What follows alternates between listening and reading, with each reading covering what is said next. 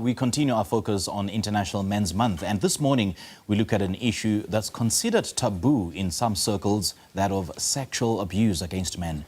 And joining us in studio is Martin Pelders, a survivor of sexual abuse and founder of MENS, an organization that raises awareness about the effects of sexual abuse on men, and they sort of promote the establishment of facilities to support men and spend a large portion of their time just chatting to media about the pain that endures as a result of this abuse. So it is a little known fact that more boys suffer sexual abuse in South Africa than girls, yet there's very few resources dedicated to the support of boys. So this organization strives to level the playing field, not through attacking one gender, but through education and scientific research. Now, Martin joins us now this morning. Very good morning to you, Martin. Thanks for joining us. Welcome. Morning. Thanks for the invite. And what a wonderful introduction. I mean, spot on. Spot on. Yeah, indeed. Thank you so much for coming through and sharing your story with us. First of all, what inspired you to found an organization, focusing on the needs of male survivors of sexual abuse?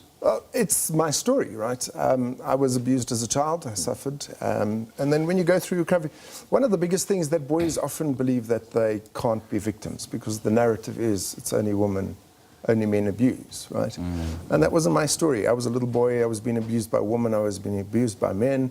And I just couldn't find help. And you live with that. You internalize that anger. You internalize it. You use addiction, pornography, sex, all that sort of stuff to cope. And then eventually it gets to a point where life implodes. It just breaks down. I got to that point, and I needed to start dealing with it, and I started looking for resources, and there were none, So you were kind of out there on your own, So through about 6 months into my recovery journey, I just thought to myself, this is hell. This is so hard. You try and talk to psychologists about it. They don't understand because you're a man, which is weird. They should. And there was just no help available. So all the resources I was getting in those days was online, old dial-up connection, half an hour to get it connected, that sort of stuff.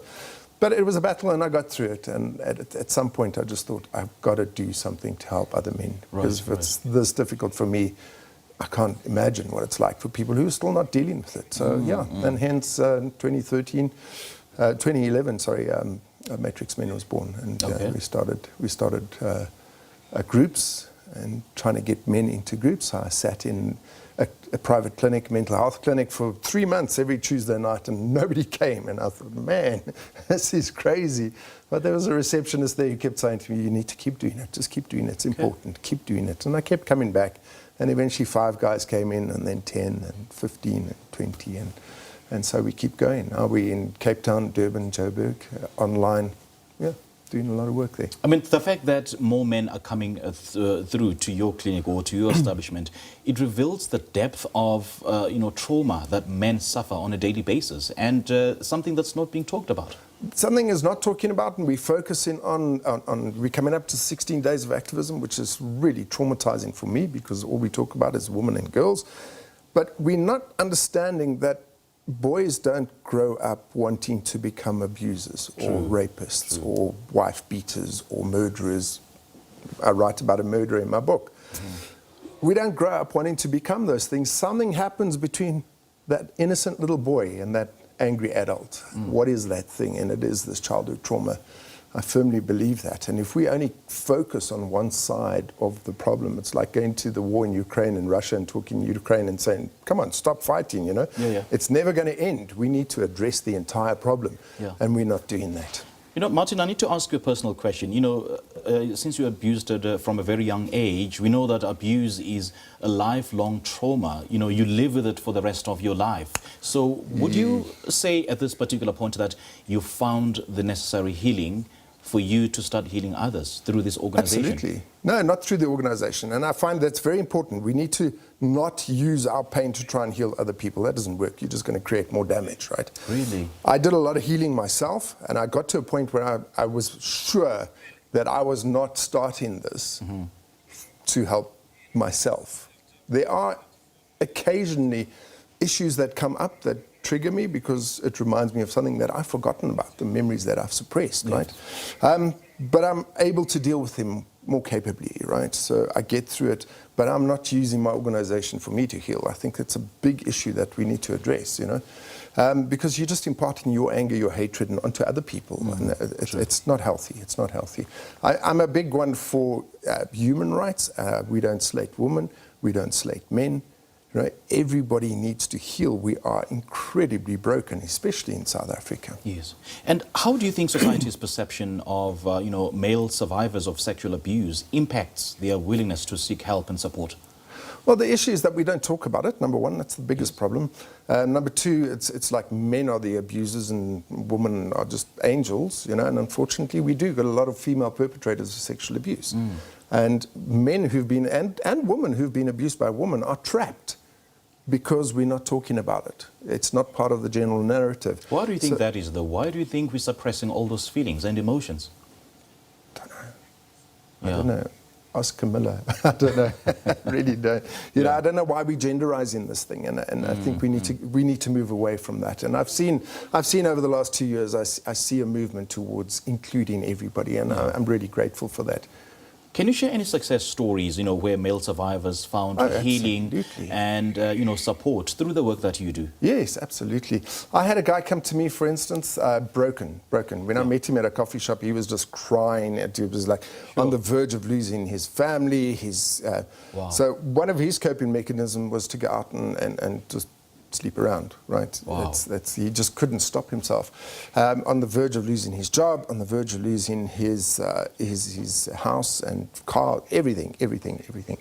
Came in, we started working on him. Within, I think, about 6-7 months, his life started turning around. And there's a point in the healing journey where you can just see it's landed. Because the guy will walk in normally dejected and run down, but there's just that one point where he walks in and suddenly his life is just bright, his face is bright, his eyes are bright, and you can look at him and go, I see you got it. It's actually a physical change, not just a mental change. And he's turned it around now. So he now has his family, has his home, he's raising it, very active in his children's lives. He's become Africa manager for his branch, his division in a large bank. And thriving, stopped drinking, stopped touring around. And that's one story. There's many stories. I can imagine there's so many of them, hey? Yeah. And, we know that healing is not a singular event. It cannot happen over, a short period of time. It's a lifelong thing because we are constantly evolving in our quest to heal. So what are the different facets of healing? Or what is it that we should focus on in terms of healing? Is it about talking about it, or is it removing yourself from the particular perpetrator of whatever abuse has been perpetrated against you, or is it just changing your environment? Yeah, it's very difficult. It's very complex. I think the basic is that it's about storytelling, right? Okay. So the minute we start talking about it, we change from being victims to being survivors, and then we can start dealing with things. So we've got to tell our childhood story with all the trauma, with all the ugly stuff that we remember. We have to tell that story. Yes. Then we need to tell our story about who we are now, what our lives are like now, our dysfunctions, the horrible things that we've developed because of that trauma, right? The drinking, the swearing, the whoring around, all that sort of stuff. And then we've got to start dealing with our future story as well. So we can't just say, well, that's my past, this is my present. We need to write that future story out. Where do you see yourself in 10 years' time? When we start getting to the intricacies of removing yourself from that environment, sometimes it's not that easy. Sometimes there's a lot of men married to abusive wives, and they can't just walk away because they've got to think about their children, they've got to think. So we give them skills to stay in that environment and set up boundaries and manage where they're at. What they decide, I don't advocate for divorce or anything like that. When they decide what they want to do, then. But for me, it's always important that the guys come into the groups, they start the healing journey, and you don't make any major decisions in that first year. You don't divorce, you don't get a girlfriend, you don't buy a car, you don't buy a house, no major decisions. You carry on with life as normal for a year, then after that you can start making those decisions. You'll be in a better space to be able to make more appropriate decisions for your life. What if during that one period of healing or counseling, the abuse is still continuing? Now I'm asking on behalf of those men who are constantly being abused. Yeah, then we need to sit down together and we need to kind of work out a plan, an exit strategy.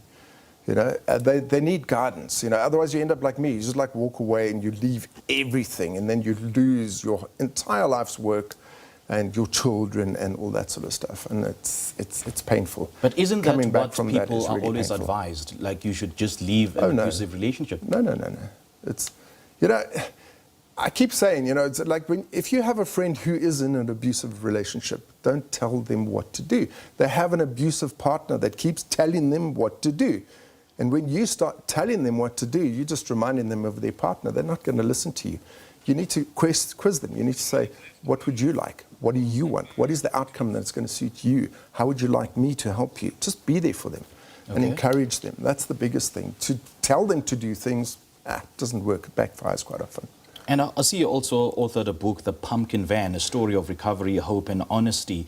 Is it a continuation of your story, or is it the kind of, you know, the work that Matrix Men does? It's a combination. So it's my life. It took me 11 years to write that. 11 years? Yeah, I poured my heart into that one. Okay. So it's the story of my life, but I've included into that the lives of 6 other men. One's a triple murderer. One was a paedophile, and just 4 or 5 other men from around the world. One from Australia, 3 or 4 from South Africa.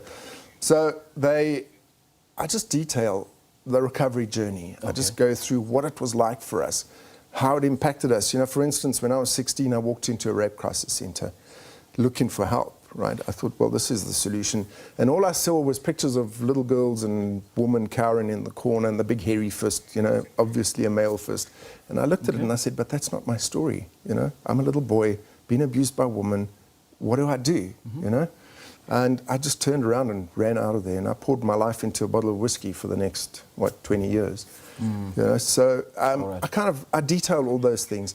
And it's interesting because I get a lot of ladies Unfortunately, we are running out of time. Yeah, we're running out of time, and we really needed to hear the story. But thank you so much for sharing your story with us and with the world. Thank you. Great stuff. Thank you. Joining us there was Martin Pelders, founder of Matrix Men, an organization that supports male survivors of sexual abuse, especially in the context of International Men's Month, and how this period can be sort of leveraged to raise awareness about the often overlooked issues male survivors face.